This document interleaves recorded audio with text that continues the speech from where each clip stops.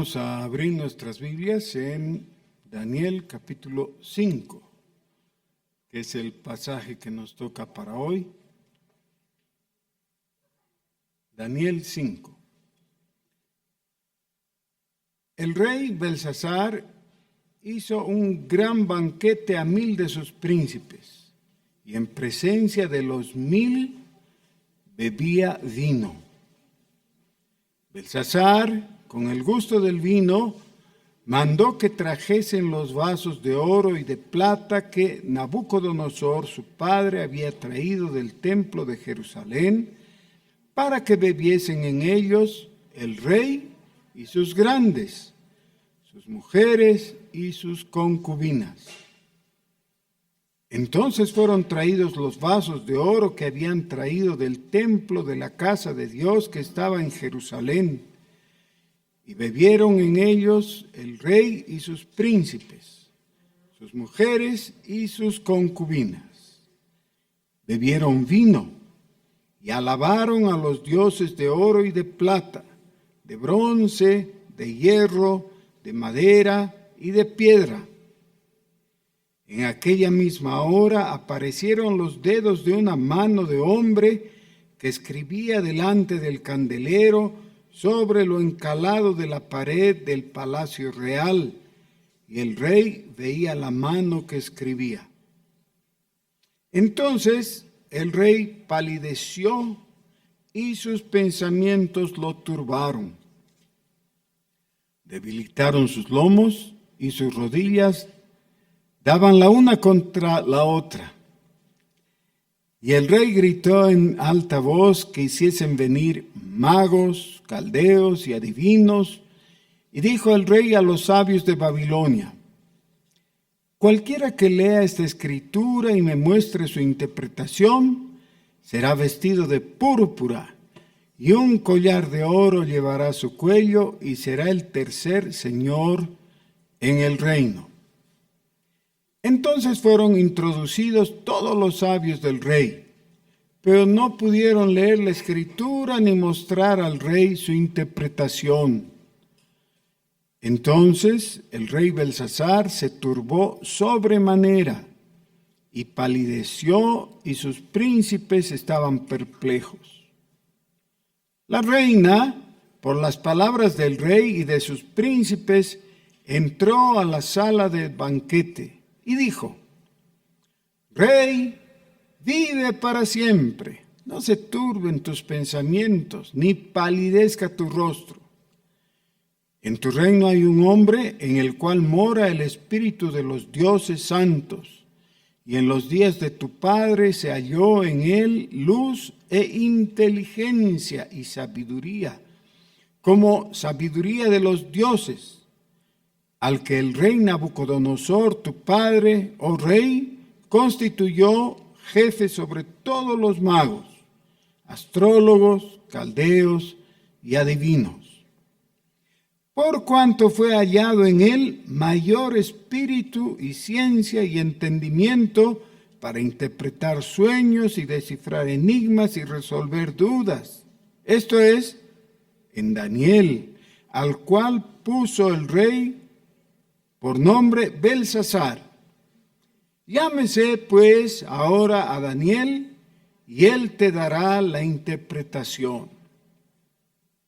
Entonces Daniel fue traído delante del rey, y dijo el rey a Daniel: ¿Eres tú aquel Daniel de los hijos de la cautividad de Judá que mi padre trajo de Judea? Yo he oído de ti que el espíritu de los dioses santos está en ti, y que en ti se halló luz, entendimiento y mayor sabiduría. Y ahora fueron traídos delante de mí sabios y astrólogos para que leyesen esta escritura y me diesen su interpretación, pero no han podido mostrarme la interpretación del asunto. Yo pues he oído de ti que puedes dar interpretaciones y resolver dificultades.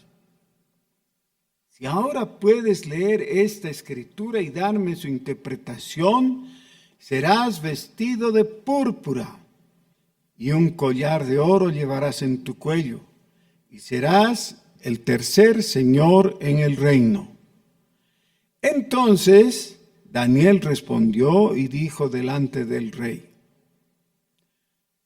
tus dones sean para ti, y da tus recompensas a otros. Leeré la escritura al rey y le daré la interpretación. El Altísimo Dios, oh rey, dio a Nabucodonosor tu padre el reino y la grandeza, la gloria y la majestad. Por la grandeza que le dio, todos los pueblos, naciones y lenguas temblaban y temían delante de él. A quien quería mataba y a quien quería daba vida. Engrandecía a quien quería y a quien quería humillaba. Mas cuando su corazón se ensoberbeció y su espíritu se endureció en su orgullo, fue depuesto del trono de su reino y despojado de su gloria, y fue echado de entre los hijos de los hombres, y su mente se hizo semejante a las de las bestias, y con los asnos monteses fue su morada. Hierba le hicieron comer como a buey, y su cuerpo fue mojado con el rocío del cielo, hasta que reconoció que el Altísimo Dios tiene dominio sobre el reino de los hombres y que pone sobre él al que le place.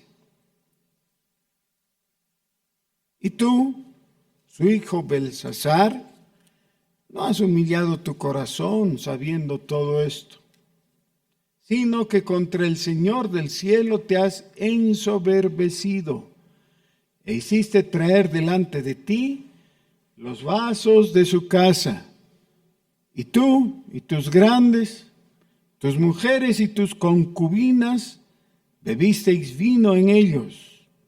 Además de esto, diste alabanza a los dioses de plata y oro, de bronce, de hierro, de madera y de piedra, que ni ven, ni oyen, ni saben. Y al Dios en cuya mano está tu vida y cuyos son tus caminos, nunca honraste. Entonces de su presencia fue enviada la mano que trazó esta escritura.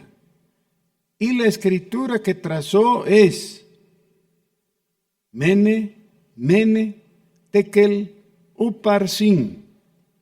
Esta es la interpretación del asunto. Mene, contó Dios tu reino y le ha puesto fin. Tekel, pesado ha sido en balanza y fuiste hallado falto. Peres, tu reino ha sido roto y dado a los medos y a los persas. Entonces mandó Belsasar vestir a Daniel de púrpura y poner en su cuello un collar de oro y proclamar que él era el tercer señor del reino. La misma noche fue muerto Belsasar, rey de los caldeos, y Darío de Media tomó el reino siendo de 62 años. Amén. Esta es una de las historias favoritas de los niños en la escuela dominical, ¿no?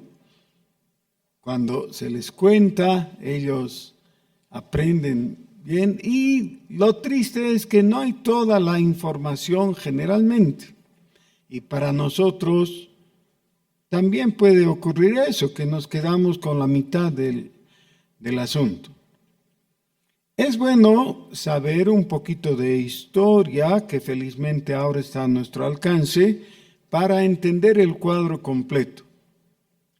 Cuando Nabucodonosor ya era un hombre maduro, hizo la tercera incursión en Judá y destruyó la ciudad de Jerusalén y el templo de Dios. Pero antes de eso, como 20 años antes, hizo su primer ataque sobre Jerusalén. En el tiempo cuando había un rey legítimo, pero no piadoso. El rey judío no era piadoso. Y entonces Dios permitió que Nabucodonosor tomara la primera vez, no con exceso de violencia, tomara posesión del templo y saqueara el templo y saqueara el palacio real y se llevó a los príncipes. Ahí fue en esa época Daniel llevado a Babilonia. 20 años después Jerusalén fue destruida, ¿ya? Y se terminó la obra que habían comenzado antes. Porque en ese tiempo los judíos creyeron que podían resistirse a Nabucodonosor apoyados en los egipcios, lo cual no sucedió. Nunca los egipcios respondieron a la parte del trato de respaldar a los judíos. Los dejaron que los babilonios los atropellaran. Ahora, para cuando Daniel ya había crecido y había madurado y era un profeta viejo, fue ignorado por su sucesor. Ahora aquí dice que Belsasar era el hijo de Nabucodonosor, pero no era el bisnieto. Y había un rey que realmente pasó así desapercibido, especialmente porque en la usanza de ellos, el rey seguía como rey y su hijo empezaba a gobernar. Y luego lo mismo sucedía en la siguiente generación. Entonces el nieto de Nabucodonosor se llamaba Nabónides o Nabonud, y ahí hay una mezcla por la traducción, ¿ya? Nabónides, que era el nieto y que sí llegó a ser rey, se cansó de gobernar y se fue a vivir en una ciudad que dicen que es lo más cercano al paraíso, que es el clima ideal y todo, y se retiró. Entonces ahí estaba, él era el primero del reino, pero no gobernaba realmente. Su hijo, o sea, ya bisnieto de Nabucodonosor, es el que gobernaba en Babilonia. ¿Ya? Él tenía el trono, pero era joven, desatinado, desfachatado, irresponsable, fíjense, sin motivo, solamente porque le gustaba la juerga, organizó una fiesta con 1000 de sus príncipes, solo para darse el gusto de beber, ¿no? Y bebiendo, mejor es que no conduzcas, ¿no? Que no conduzcas un automóvil porque entras en peligro, pero que tampoco conduzcas un imperio. ¿Cómo un borracho puede estar al mando de un imperio? Entonces él hizo lo que no debía.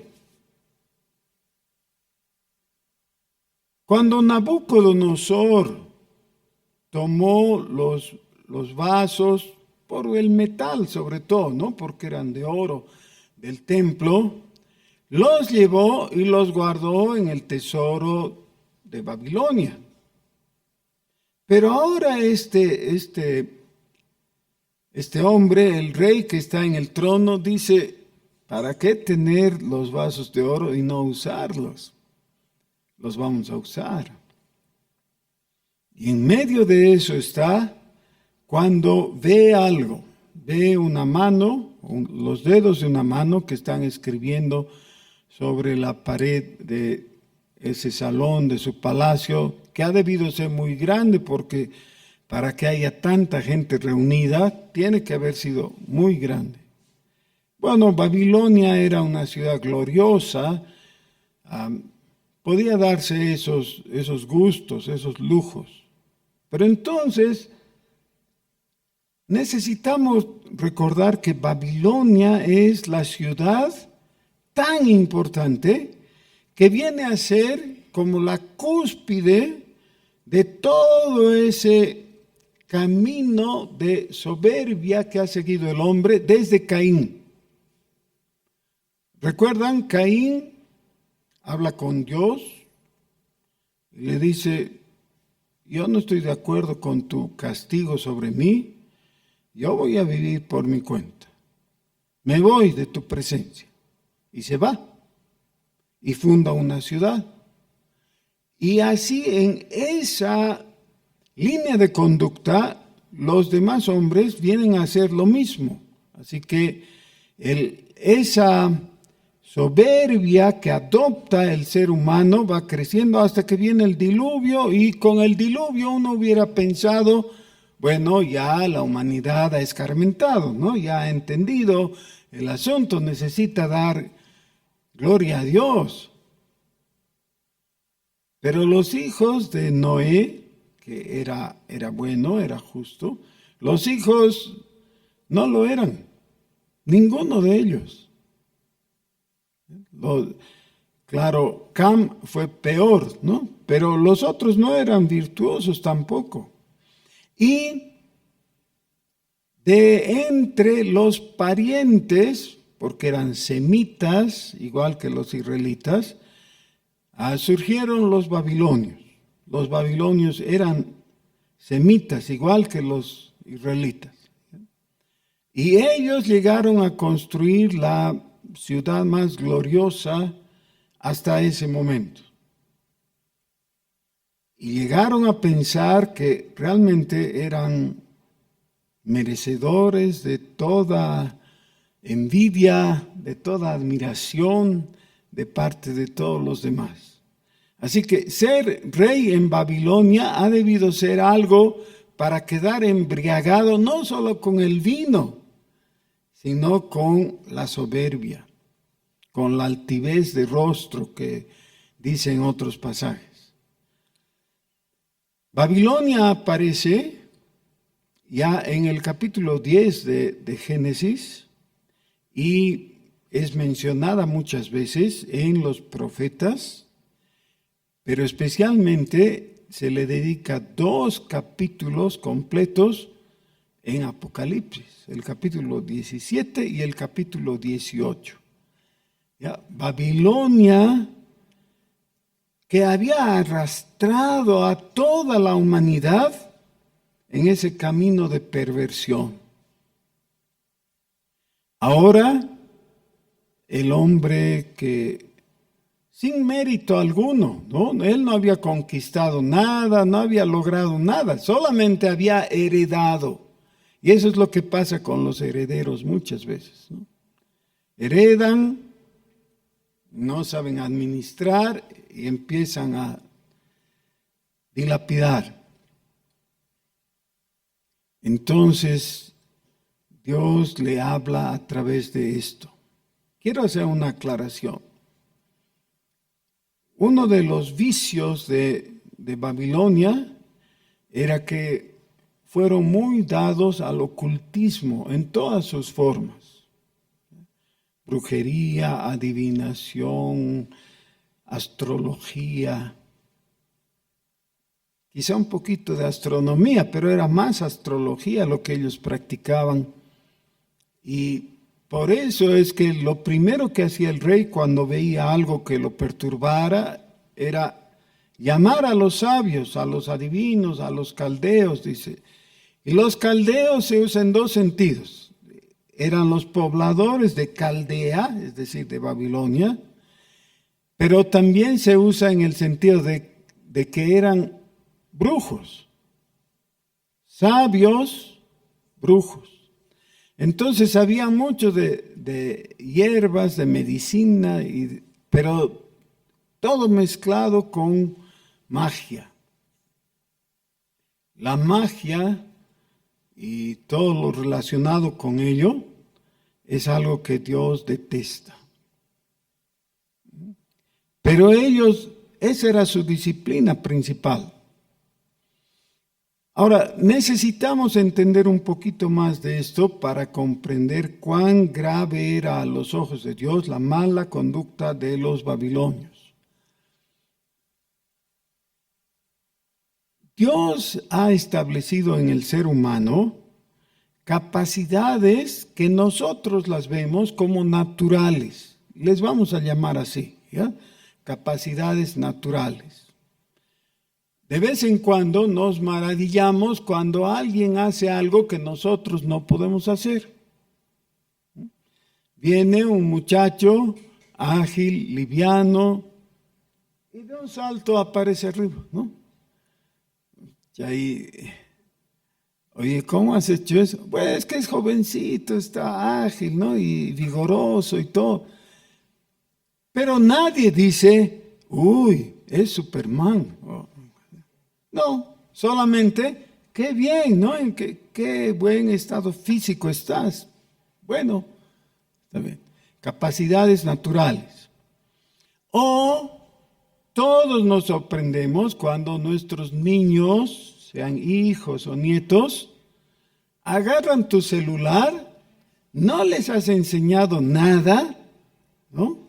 Y empiezan, ¿y cómo? ¿Cómo?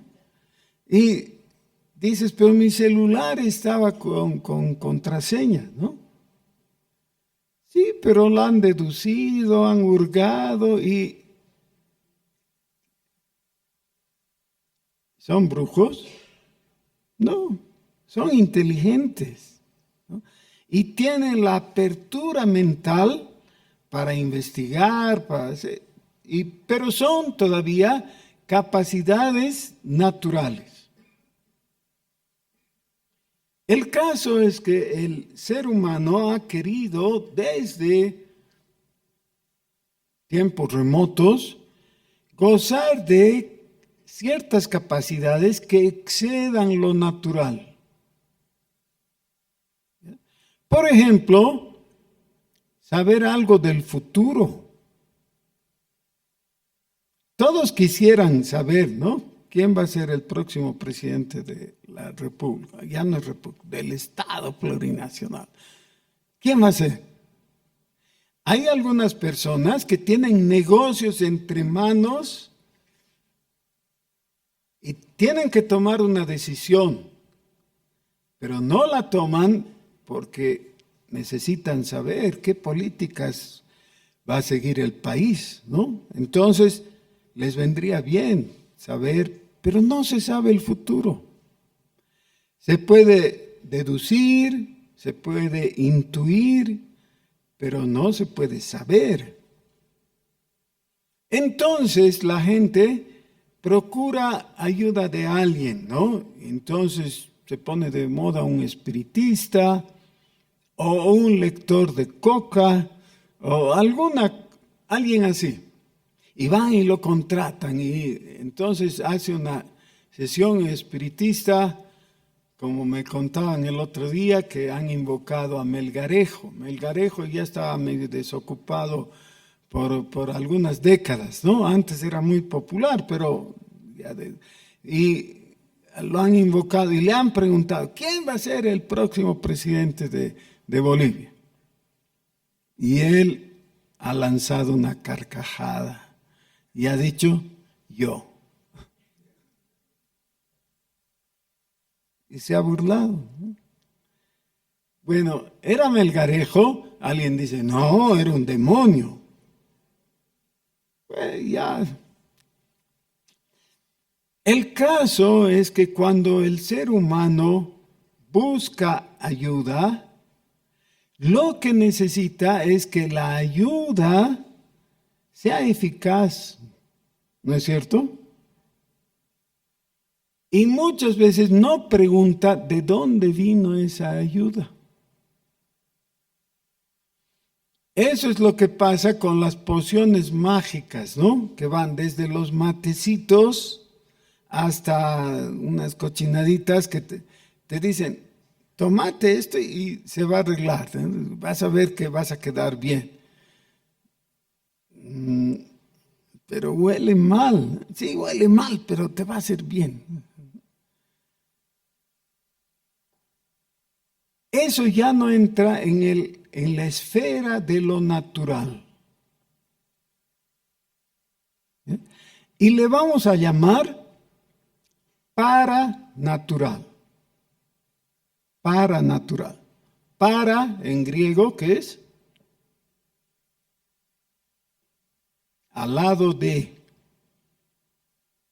Ya hay muchas palabras en español que han adoptado el prefijo para, derivado del griego, y que acompaña algún sustantivo o a veces algún adjetivo, y de ahí viene la palabra paranormal o paranatural. Generalmente eso es como una trampa de oso, para los osos. ¿Han visto cómo es eso? Es algo que se abre con mucha fuerza así y se lo deja extendido, y cuando el osito va y pisa, la trampa se cierra, ¿no? Con dientes de hierro. Y claro, lo aprisiona al pobre oso, ¿no? El conocimiento paranatural, en cualquiera de sus formas, es una trampa de oso o una red para los peces, ¿no? ¿Qué hace la red con los peces? Los convierte en pescados, ¿no? El pez es mientras está libre, pero cuando ya está atrapado es un pescado. Y eso es lo que hace la magia, la brujería y todo eso, la adivinación. Pero como está fuera de nuestro ámbito natural, no lo conocemos, y algunos que se arriesgan a meter la mano o meter el pie ahí, luego salen dañados, tampoco pueden darse cuenta de que fuera de esa esfera hay algo que no es paranatural, que esencialmente es diferente, y a lo que vamos a llamar sobrenatural. Está fuera de nuestra esfera, de la naturaleza, pero no viene de orígenes malignos, viene de Dios. Lo sobrenatural es el poder de Dios que viene y afecta nuestra realidad. Y a eso generalmente le llamamos milagro. El poder de Dios es real y afecta la naturaleza, ¿no? Por ejemplo, lo más fácil de ver es un milagro de sanidades. El hombre está ahí con el hijito enfermo y le han dicho ya, resígnese, se va a morir, ya no hay nada que hacer. Y él clama a Dios y Dios lo sana.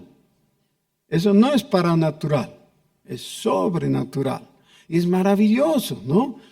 Ahora, lo triste es que en el fines del siglo XX y estos 25 años de este siglo, han surgido muchos predicadores y presentadores de milagros que han dado tratamiento a lo sobrenatural como si fuera paranatural. Trato de explicar. Cuando un brujo viene y, creyendo que él tiene dominio y poder sobre lo paranatural, hace algo, algún encantamiento, alguna invocación, alguna cosa así, él llega a la conclusión de que él tiene el poder y el mando. Y en esa forma tratan el poder de Dios, pero el poder de Dios es de Dios. no es de ningún hombre. Nadie puede pensar eso. Fíjense, es muy interesante. Nabucodonosor, en el capítulo anterior, fue turbado por un sueño. Mandó a los magos, brujos, que vengan y le interpreten el sueño, pero no les quiso decir cuál era el sueño. Entonces ellos dijeron, pero no se puede hacer eso. Nadie le ha pedido a sus magos que hagan eso, porque no se puede, es muy difícil. Sí, pero Nabucodonosor, que se nota que era un tipo inteligente, dice, bueno, pero si no pueden saber cuál es el sueño, yo no tengo ninguna garantía de que la interpretación que ustedes me dicen sea la correcta. Así que, si no me dicen cuál es el sueño, van a morir. Listo. Ahora, aquí notamos nosotros, por una deducción así sencilla, que hay pues una diferencia, porque cuando Daniel consulta a Dios, Dios no tiene un problema de decirle cuál es el sueño. No es adivinar. Daniel nunca fue un adivino. Era un profeta. Fue alguien que confió en Dios, fue ante Dios y Dios le dijo, este es el sueño. Así que él le dijo a Nabucodonosor, este es el sueño. Y esta es su interpretación. Y aquí ya vemos la diferencia esencial entre el poder sobrenatural que viene de Dios y el poder paranatural que de algunos hombres parecen tener o tienen, que es una trampa, ya dije. Bueno, nosotros somos unos bellacos. Estoy tratando de usar una palabra que no sea tan fuerte, pero que sea adecuada. ¿Saben por qué? La epístola a los Hebreos afirma que nosotros, como hijos de Dios, tenemos ingreso libre. La palabra que usa es entrada franca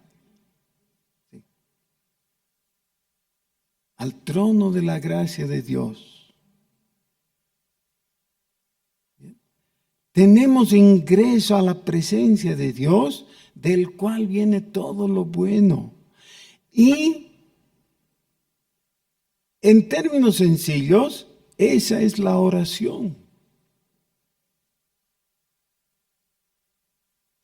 No hay nada más privilegiado, más alto en categoría que entrar en la presencia de Dios y hablarle y decirle lo que nos angustia, o el temor que tenemos, o el dolor que sentimos, o las cosas que pasan. Y me parece tan triste que a veces, hablando con un hermano, ven, vamos a orar. Y actúan como el chavo, ¿no? Sí lo hago. Pero ven, pues vamos a orar.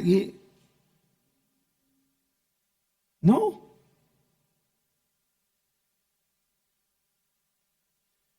Hermanos, esto que pasó con Daniel no es para exaltar a Daniel.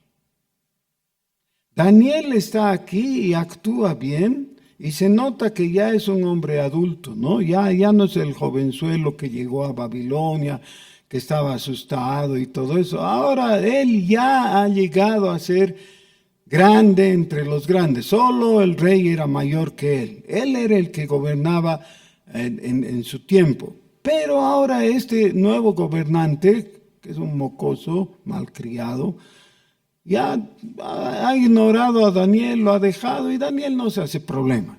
Pero cuando lo llama, le dice, Daniel, si tú me explicas esto, ¿qué es lo que ha escrito esta manito, estos dedos? yo te voy a engrandecer, te voy a vestir de púrpura.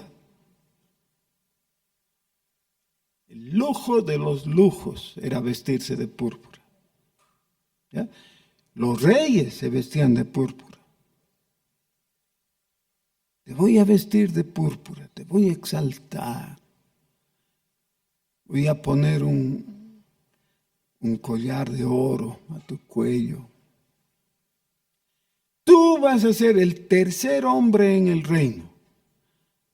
¿Por qué el tercero?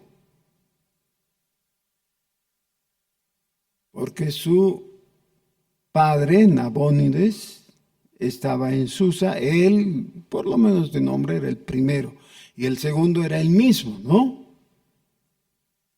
Belsasar. Así que tú vas a ser el tercero. Pero era la gran cosa, ya vas a ser de lo top. ¿Qué contesta Daniel?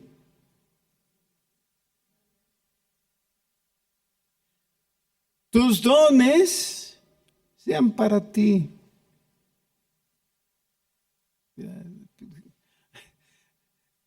¿Sabes qué? Vestirse de púrpura es caro, pero no me atrae. Ya no me mueves el piso con esas cosas. Hay una fábula que se cuenta, que no está en la Biblia, pero que es muy interesante e ilustra esto. Un rey tenía un hijo que se entristeció. El hijo no se alegraba con nada, estaba deprimido. Y el rey llamó a sus consejeros, cada uno tuvo ideas diferentes, a cuál más mundana. Le aconsejaron que hiciera fiestas, que saliera de cacería, que organizara concursos, todo para alegrar al hijo, pero el hijo no estaba en rebeldía ni nada, simplemente que estaba muy triste. Y el rey no sabía qué hacer para alegrarlo. Después de muchos esfuerzos, uno de sus consejeros le dijo: mi rey, ya hemos ido al exterior, hemos buscado consejos aquí y allá, nada funciona. Creo que lo único que funcionaría sería que tu hijo se ponga la camisa del hombre feliz. Y el rey dijo: bueno, traigan la camisa. Sí, pero no la tenemos aquí. ¿Y dónde estará el hombre feliz? Bueno, búsquenlo, dijo el rey. Y mandó emisarios por todo el reino buscando al hombre feliz y al exterior también, y no lo hallaban. Cuando ya estaban por rendirse, llegó una noticia de que el hombre feliz vivía en una de las provincias del reino, así, muy alejado, en un lugar casi desconocido. Enviaron un mensajero y por fin encontró al hombre feliz.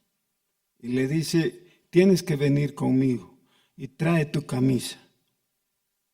Y el hombre se sonrió y le dijo: has acertado, soy el hombre feliz. No tengo camisa. Era un hombre pobre, pero feliz. Y si ustedes se fijan bien, la camisa no trae felicidad. Pero es una fábula nomás. Ya es un cuento con su moraleja, etc. No quiere decir que para ser feliz tienes que ir y quemar tus camisas. Esa es una conclusión equivocada. Quiere decir que no está en la camisa la felicidad, no está en lo exterior. Tú, oh rey, le dice Daniel, guarda tus dones para ti mismo. Daniel no sabía qué iba a pasar con Belsasar. esa misma noche iba a morir, que es lo que nos cuenta el relato de este capítulo. Pero no quiere complicarse y no quiere hacer algo para recibir y mejorar de posición, porque ya se ha dado cuenta que todo eso es vanidad. ¿Qué era el mensaje? ¿Se acuerdan las palabras? Mene, mene, tekel, uparsin. Ha sido medido y hallado falto.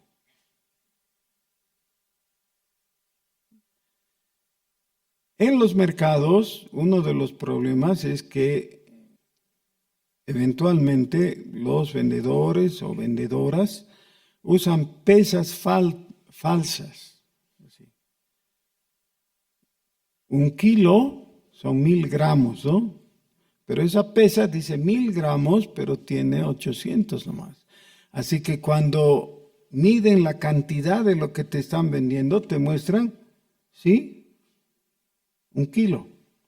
Pero no tiene el kilo, te están vendiendo menos.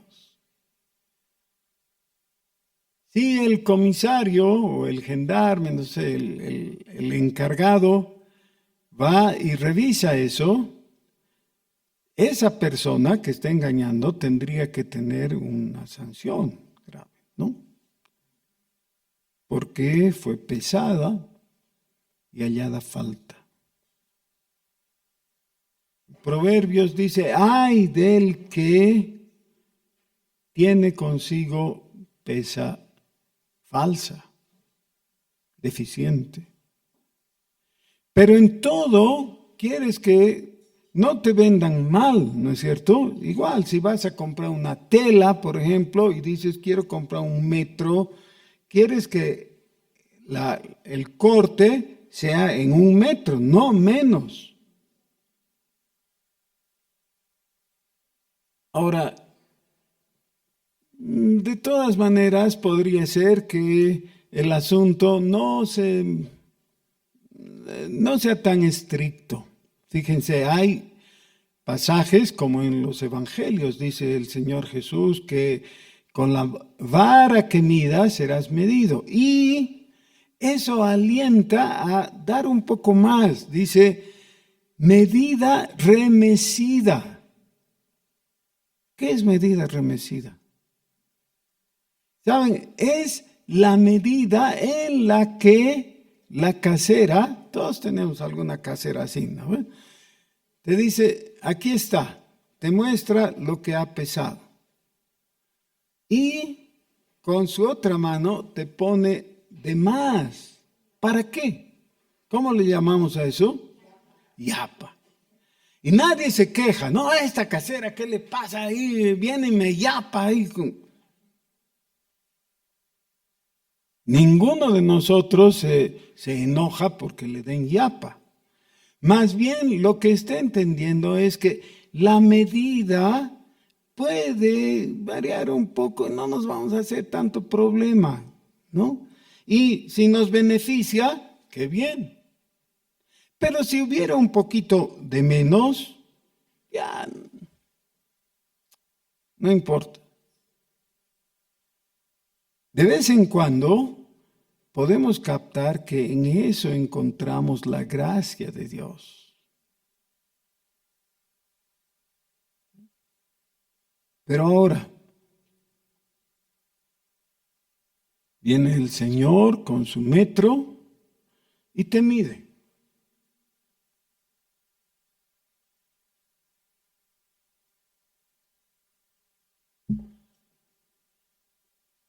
¿Pero qué te mide?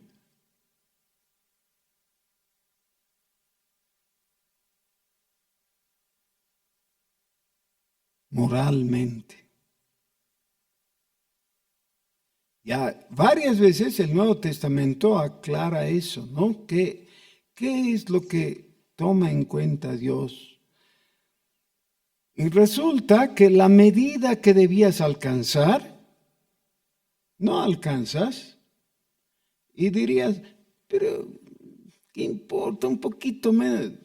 Los bolivianos pensamos así, ¿no ve? Un poquito menos. Tenías que llegar a las 9:30, sí, dices, pero un poquito más tarde, ¿qué importa? ¿Ya? Y queremos que la medida no sea tan drástica, sí, que baje. Pero luego llegamos al punto en que estamos a la mitad de la medida y todavía estamos hablando para que seamos aceptados. Pero respecto a la medida que necesitamos cumplir para con Dios, no hay flexibilidad alguna. El requerimiento del Señor con nosotros es este: sed perfectos, como vuestro Padre que está en los cielos es perfecto.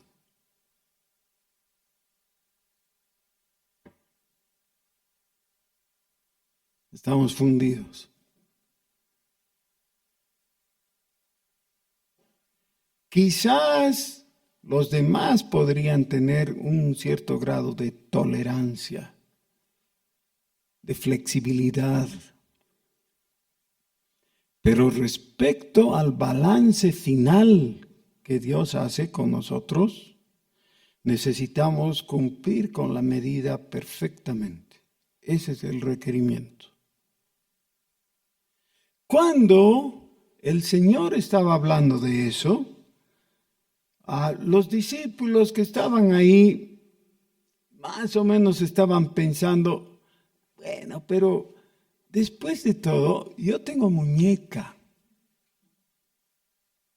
O tengo la facilidad como para pedir bien, para que el asunto no sea tan estricto, tan duro. Y el Señor les dice a los discípulos, no a los demás, a los discípulos, les dice: si vuestra justicia no fuere mayor que la de los escribas y fariseos, no entraréis en el reino de los cielos. Nos hubiera gustado mucho que diga: si vuestra justicia no fuera mayor que la de los escribas y fariseos, entonces olvídense de hacer milagros. Entonces diríamos, bueno, ya, pues no voy a hacer milagros. No, no está hablando de eso. Está hablando de algo que a todos sí nos interesa, ¿no ve?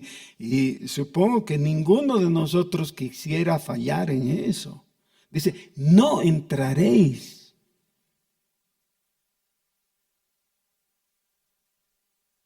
Ahí terminamos y vayan esta noche, no van a poder dormir. Y realmente si ahí nos quedáramos, no podríamos dormir en la noche, a no ser que seamos tan insensatos como Belsasar.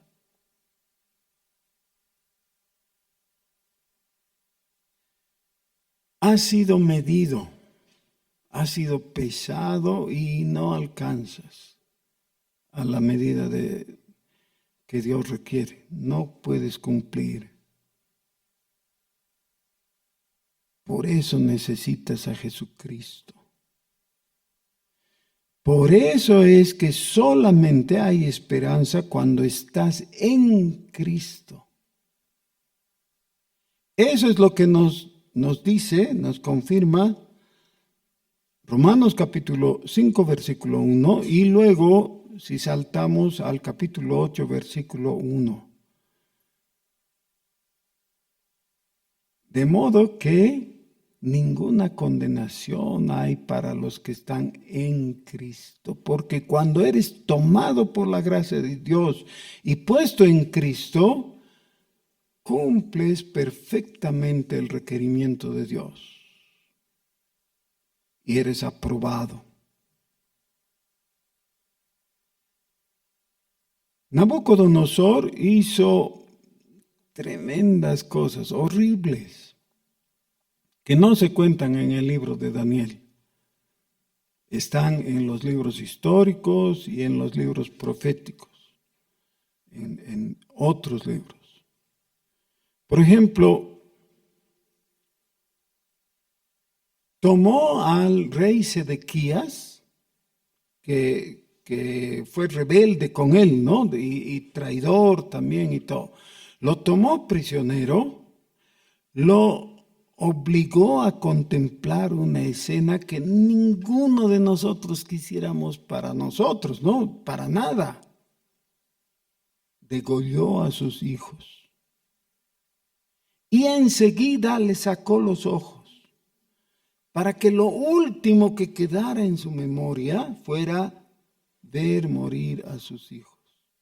Y así Sedequías fue abrumado por el dolor. Eso le hizo Nabucodonosor para escarmentar a los reyes que le habían traicionado, que se habían rebelado contra él.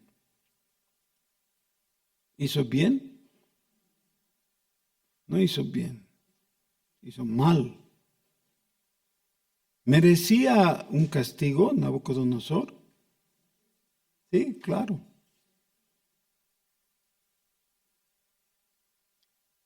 Pero cuando llegó el momento y fue humillado hasta ser tratado como una bestia, eso es lo que nos dice, ¿no?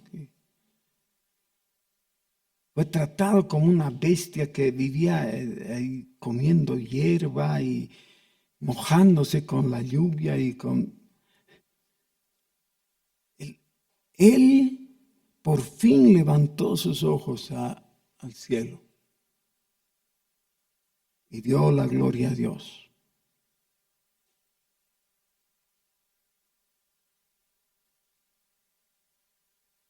Nosotros también hemos hecho cosas graves y tal vez no tan terribles como las de Nabucodonosor, porque no hemos tenido el poder para hacer. Pero tenemos que ir delante de Dios y agacharnos en humillación, con vergüenza y decirle, Señor, perdóname, perdóname. No voy a discutir, no voy a dar excusas y pretextos. No, lo que he hecho está mal. Te ruego que me perdones. Y si a ese arrepentimiento tú añades la fe en Jesucristo, Dios te va a perdonar. Quizás. Quizás. No quizás. Por la autoridad de la palabra de Dios, yo te puedo asegurar, Dios te va a perdonar. Porque Él ha comprometido su nombre, con juramento se ha comprometido a que el perdón te alcanzaría. Y eso significa estar en Cristo. Gozar de la gracia de Dios, de su perdón. Ha sido encontrado falto. Sí. Pero Dios te puede mirar en Cristo si tú acudes y te refugias en Él. Este pasaje termina con un mal sabor. Belsasar nunca captó el asunto y murió. Y otro rey tomó su lugar. Y la historia continúa. ¿Tienes chance de hacer igual que Belsasar? Claro, tienes chance. Puedes dar excusas y decir, después de todo, si voy al infierno, lo voy a hacer a mi manera. Voy a ir por mi cuenta y con la cabeza en alto. ¡Qué idiotez! Es mejor que nos humillemos delante de Dios con sinceridad. Oremos.